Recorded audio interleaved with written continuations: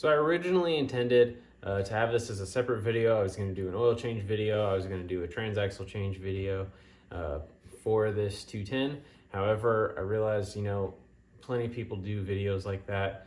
Changing oil is not that complicated. I'm just going to show it real quick. I'm not going to explain it super in depth. And this will just be in addition to everything I did previously as far as cleaning and trying to fix a little hydraulic leak I had.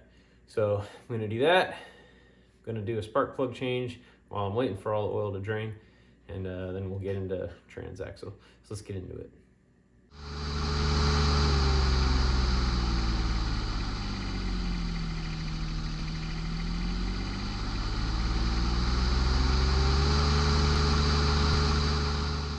Here we are under the tractor. So this is kind of cool. I don't know if they're all like this or if this was a valve that was added, but this little valve here is on the bottom of the oil pan, and it looks like it's probably just a quarter turn or so. I don't know, we'll see. This is the first time I'll be cracking it open, but essentially, yeah, like we'll just open that. I have a piece of 5/8 tube, inside diameter tube on connected to it. That way it just flows right where I want it to. So hopefully I'll make a little less mess than normal. But yeah, like I said, I don't know if this is standard equipment or not on these. It didn't look like it from the manual, but seems like that's gonna be real hard. Let me grab some pliers.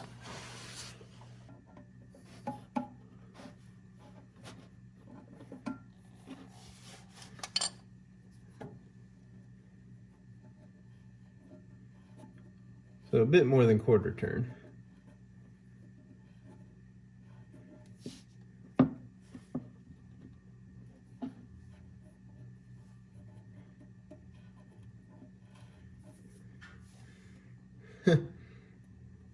Dude told me the oil was super clean. Does not look super clean. I don't know if you can see that or not.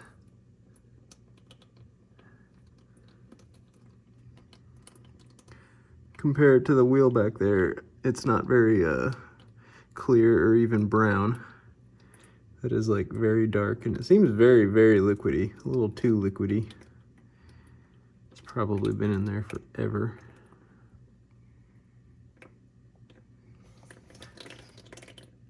So fun fact with the oil, the owner's manual says change it after the initial 2 hours, which is, I mean, obviously if the machine's brand new. But then after that, if just operating in dusty conditions, every 8 hours you gotta change it, which seems a bit often. But there again, these don't have an oil filter on them, so it may account for that. I didn't really look that hard to see what it says to change it otherwise, but honestly this isn't gonna get used a whole heck of a lot, so I don't think I'm gonna be changing it all the time. I'm gonna grab a funnel for this because I'll definitely be making a mess. I'm also not using the correct viscosity oil. I don't think I'm gonna have a problem though. It recommends, I think it was straight 30 weight or 5W20. I'm running 1030. As I said, I don't think it's really gonna be a problem,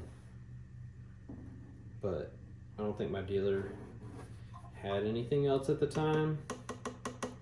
And I prefer running just the John Deere stuff anyway.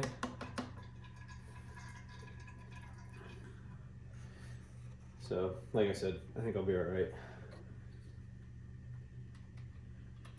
Plus, if I can find a proper viscosity in the meantime, I'll use it next oil change, but I've ran 1030 and the snowblower and the D105. I can't remember what the 580 took, but I didn't have any issues running this in any of the other engines. And I get it, engines are different, but sometimes you gotta do what you gotta do. So it says exactly 2 quarts of oil, and to check it after 1.5, just see where you're at so that you don't overfill it. I'll give it a quick look here. And we're about halfway on the dipstick. So I'm gonna go just a little bit more. I think after that gets ran a little bit, we'll check that and see how it is.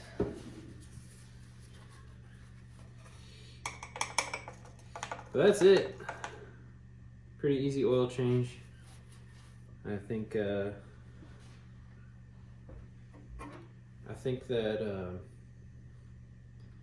that little valve makes it super easy. It almost actually looked like, now that I look at the owner's manual again, that valve is standard.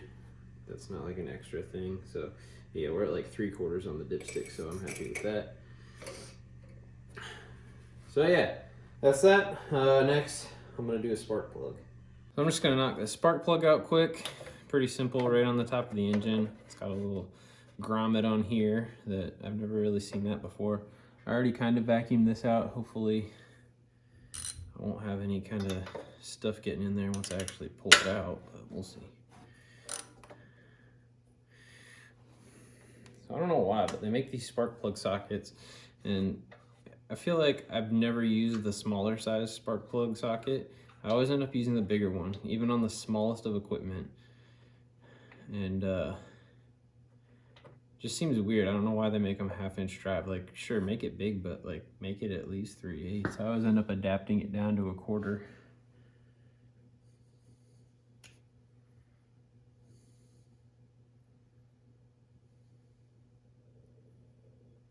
Spark plug looks a little rough, brown there, but I mean, it may be age. This one's clearly pretty old, probably hasn't been changed in a number of years. So I think they say it's a H10, I think, is the one that the manual states for the replacement. And at the dealer, I asked them if they had one. They said yeah, and they gave me a J8C. So comparatively, they look just about the same. Doesn't quite go in as far on the threads, but the thread pitch looks the same. So it should be good. The only difference, I see the gap is different on these, so I'm definitely gonna have to gap it. And I'll have to look real quick at the manual and see what it is. So we'll be right back. So it's 35 thousandths. And normally, whenever I get one of these plugs brand new, I never seem to have to gap it. Apparently until now. That one's a good bit off.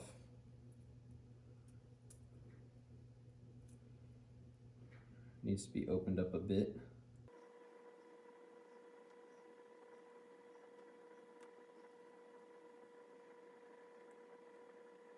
There we go, just a slight bit of resistance.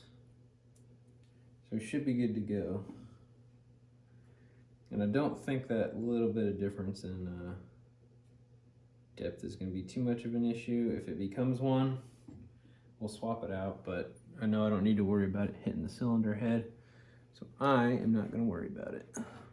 All right, so whole point of my video, doing the stuff, making these mistakes so that you don't have to, and giving all the information.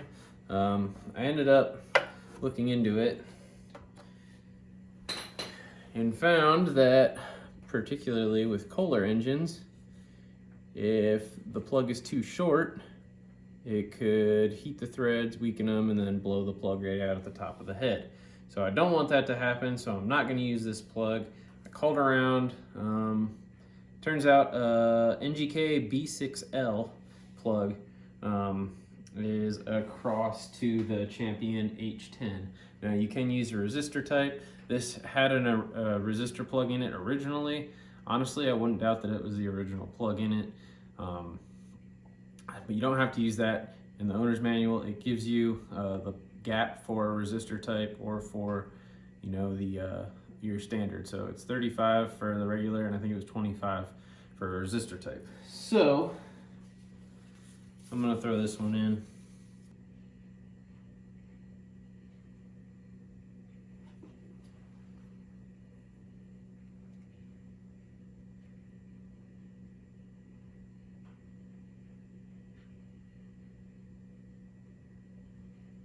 So it did run with the other one, by the way. I started it up, it ran just fine. But like I said, I did some research and people were saying that, you know, they'll fit. You definitely don't want to go long, but it's not a good idea to run it shorter because of what it can do with threads. Now granted, I probably should have checked that part number right when I got the plug originally. That was my fault. I was stupid. You know, you figure a dealer is gonna get you the right thing the first time, but that's not always the case.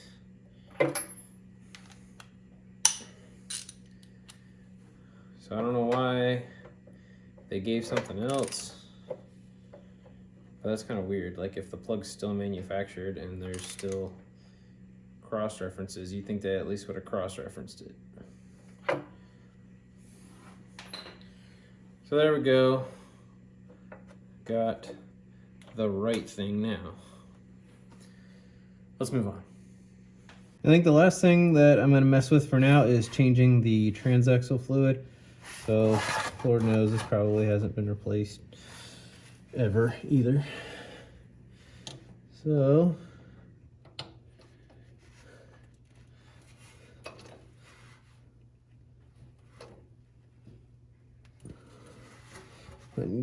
might need some bigger pliers. Definitely doing a number on that bolt, but it won't be that bad next time.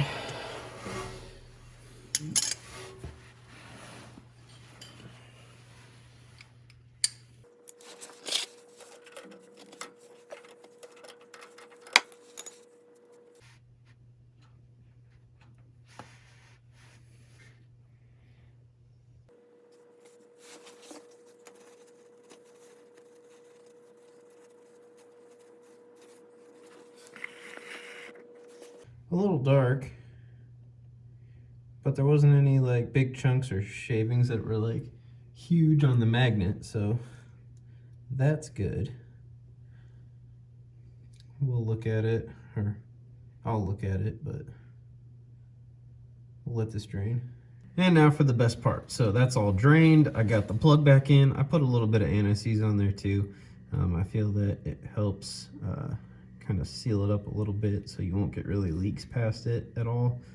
That fits in there pretty tight though. I don't think I'd have to worry about that regardless, but it'll also make it easy to get out next time. Now, if you have a 1/2 inch 12-point socket, it'll fit on there. Honestly, I should have just done that in the first place. I thought about it, but I was just being lazy at the time and not getting it. But it still fit on there, so I put it back on with a 12-point socket.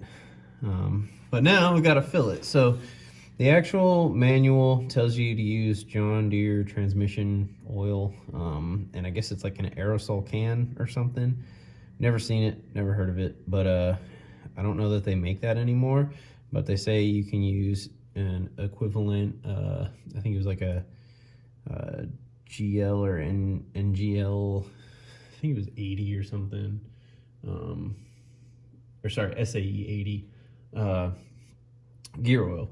So I don't have any of that on hand. Originally, I bought I was going to use the high guard that I got for the hydraulic system. I was going to use that in here, but then seeing as the hydraulic pump isn't ran off the transaxle on this, I figured, wait a minute, it might be bad to do that. It might need something a little thicker. So in lieu of using the John Deere stuff, because I don't have any, I do actually have some of this AMSOIL Severe Gear 7590 oil. So I'm going to use that, and I happen to have, I think, just about enough. I have one unopened quart of it, and then one that's pretty darn near full.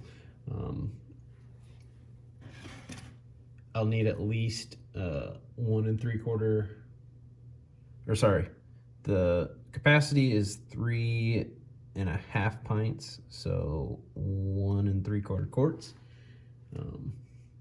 And I think I have just about enough, so I'll start pumping it in there until it comes out. Now I got this stupid, well, not stupid, it's actually really cool, but it's a little bit of a pain in the butt. It's a little gear oil pump. I'll show you here, I got gear oil coming out the end of it. one of these guys. I don't know if you've ever seen one, but it screws on to the top of the gear oil and it'll actually fit both sizes. I know some of the taller bottles have a narrower neck and some of the you know, like this AMSOIL has a wider one, so we'll be able to use it though. So now we begin the long painstaking process of pumping this fluid in there. Now granted, it's better than a lot of other ways. It is very easy, it's just a little bit tedious. So here we go. Build up some pressure. Hopefully this will work. All right, I had some technical difficulties with my pump there, but I think I got it straightened out.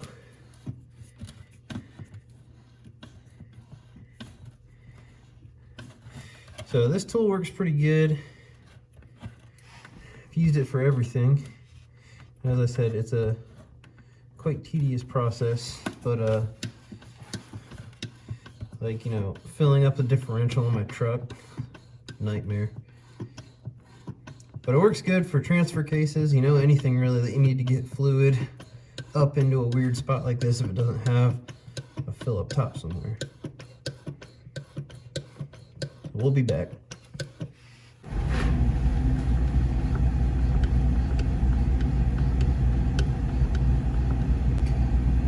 And apparently I need just a little bit more. Okay, so at this point I'm into just using some leftover gear oils. So I'm really hoping that this thing will be filled up here.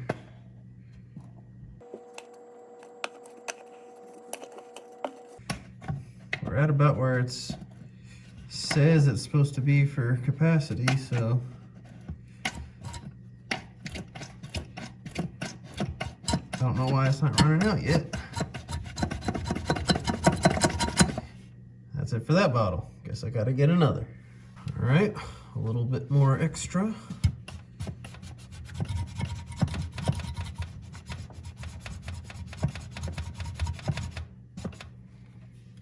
Might have to build some pressure.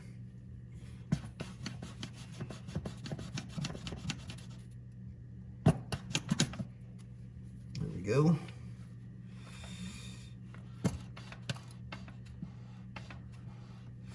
So the manual doesn't say anything about how high this needs to go. So I'm gonna say once it's pretty much level or coming out of the fill hole, it's good. And there we go, it's just starting to ooze out. So that's where I want to be. You can see there, slowly draining out, so I'll just let that do its thing, level off, and then we'll put in that final plug. All right, it's pretty well stopped, it's slowed down.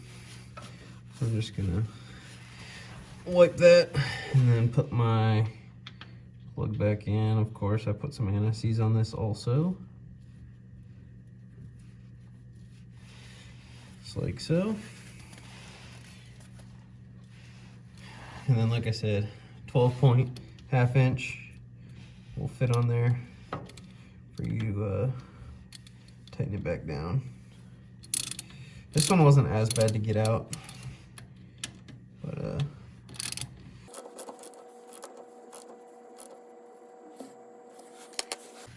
and we'll give it a good wipe down to keep any excess oil off.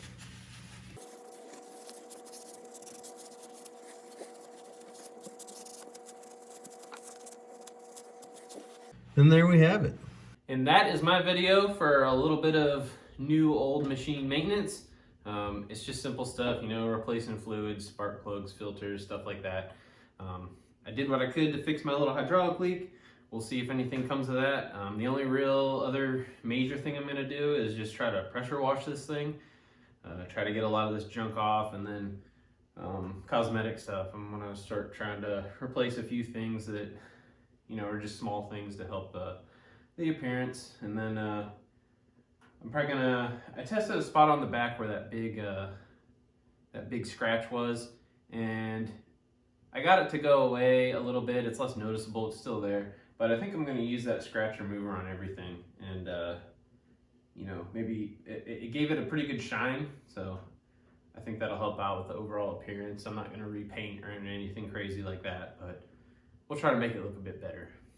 So with that, thanks for watching. Have a good one.